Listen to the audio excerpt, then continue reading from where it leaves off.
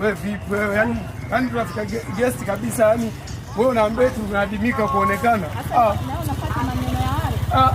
Hiyo ndo tabia yako wewe. Tunafika guest wako na hamna bana, mimi sio hizo biashara. Yaani tunafika guest. Wewe watu mnafika kabisa unauliza umeadimika.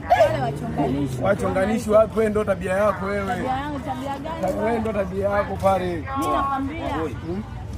Shari vipi? Vipi kwanza, mbona mbio sana? Huyu hapa bana, dada nimeenda naye kule. Eti tumeenda guest. Eti labda tunakula na mambo yetu. Wewe umeadimika. Yaani guest ameadimika, anasema siku nyingi hatujakuona. Wewe pigwa hapo sana. Tumepigwa.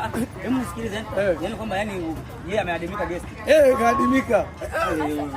Sikiliza maneno haya. Hebu nisikilize. Unajua wanawake bro, sikiliza. Hao wanawake usiwafuate sana. Tabia zao, yaani umara tu. Mtu usimwamini bro. Usiamini. Mimi namsema mbele yake umaraya. Sasa mtu kaadimika, maana inaonekana yeye kule mteja.